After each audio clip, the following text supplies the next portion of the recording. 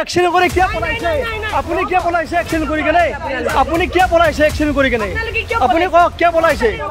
আপুনি पलाइছে এই ফিল্ড আইগলে ঘুমাইছে এই ফিল্ড ঘুমাইছে Nandini Kashyap was detained by the Guwahati police last evening from Mandagata and was brought to the all-women police station at Panbazar. The victim, Samil Haq, passed away last evening, following which there was an outrage across the state demanding the arrest of the actress.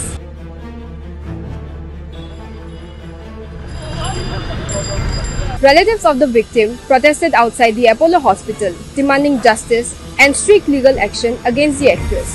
Right now, I am outside all-women police station at Panbazar, where Nandini Kashyap has been kept.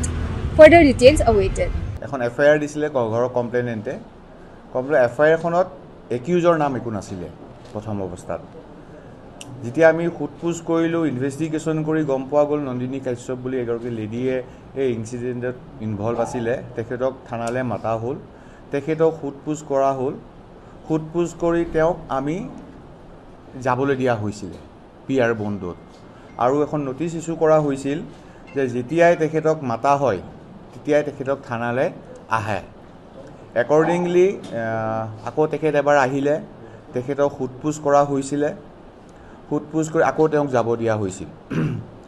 যোৱাকালি সন্ধিয়া 6টা বজাত যিজন injured victim আছিল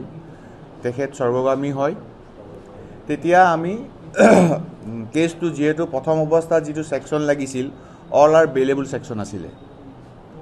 so আমি honourable কোৰ্টক ৰাতি ভিতৰত prayer দিয়া হৈছিল এটা সেকশন এড কৰিবলৈ যিটো সেকশন নন বেলেবল হয় আৰু আপোনালোকে জানে নিখা আৰু ৰাতিপুৱাৰ আগত সূৰ্য উদয় হোৱাৰ আগত আৰু সূৰ্য অস্ত যোৱাৰ পিছত আমি মহিলাক কোনো ধৰণৰ এৰেষ্ট কৰিব নোৱাৰো বা থানা ডিটেইন কৰিব নোৱাৰো সেইকাৰণে আমি যাবতীয়া কামখিনি কৰিব লগা হোৱাত তেখেতৰ এৰেষ্টটো অলপ দেৰি হৈছিল ডিটেইন কৰাটো দেৰি হৈছিল আৰু এৰেষ্ট কৰাটো আমি ৰাতি কালি 1:30 বজাত তেখেতক এৰেষ্ট কৰিছো যে গুৱাহাটী ট্ৰাফিক পুলিচৰ ওচৰ এইটো কোনো ধৰণৰ খবৰ নাছিলে মানে এটো এটা বিফাগটা মই কথা কৈ দিও গুৱাহাটী সিটিখনত দিনটোত কিমান গাড়ী চলে থাকে আপুনি ভালকে জানে ইনসিডেন্টটো হৈছে উজাল বকৰা অঞ্চলত বুঝছে সেইখিনি জায়গাত ট্ৰাফিকৰ মানুহ ৰাতি নাথাকে যদি পাব্লিকে খবৰ পায় দিয়ে আৰু আজিকালি বহুত আহিছে লগলক খবৰ জনাই খবৰ পোৱাৰ লগলক আমাৰ প্ৰত্যেকখন থানাতে ট্ৰাফিক ব্ৰাঞ্চতে এটা স্পেশাল টিম থাকে ইমাৰ্জেন্সি টিম বুলি কওঁ তেওঁলোকে যেতিয়া এনেক ৰিপৰ্টৰ লগলক জাগালে মাৰ্চ কৰে এটো খবৰ পোৱা নাই আমি মই কৈছো আমি খবৰ পোৱা নাই এটো আপুনি বিফলতাই ধৰে নে সফলতা তাত মই কোনো ধৰণৰ কমেন্ট নিদিম আমাৰ ফেটাল এক্সিডেন্ট এটা হয় হিয়াৰ স্পটত দিয়া ডেট হয় এভৰি নিউজ আৰু আমাৰ নিয়মো আছে যেনেকৈ যে ফেটাল এক্সিডেন্ট হয় আমাৰ সিনিয়ৰ অফিচাৰে জাগাটো ভিজিট কৰিব লাগে পিও ভিজিট কৰিব লাগে এই ইনসিডেন্টটো আছিল এটা এক্সিডেন্ট কেছ ইনিশিয়ালি অৱস্থাত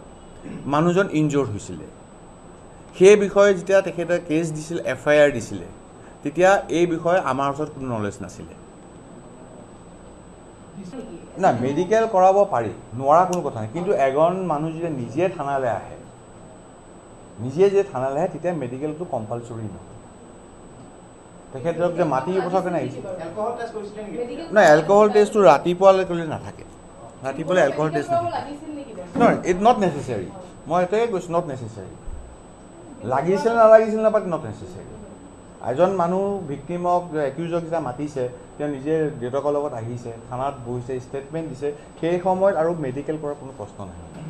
Amid claims and allegations, Guwahati Traffic Police have now clarified that actress Nandini Kashyap did not contact the traffic police on the night of the incident. Today, she will be produced in the court. This is Sridhar Rishika reporting for India Today NE.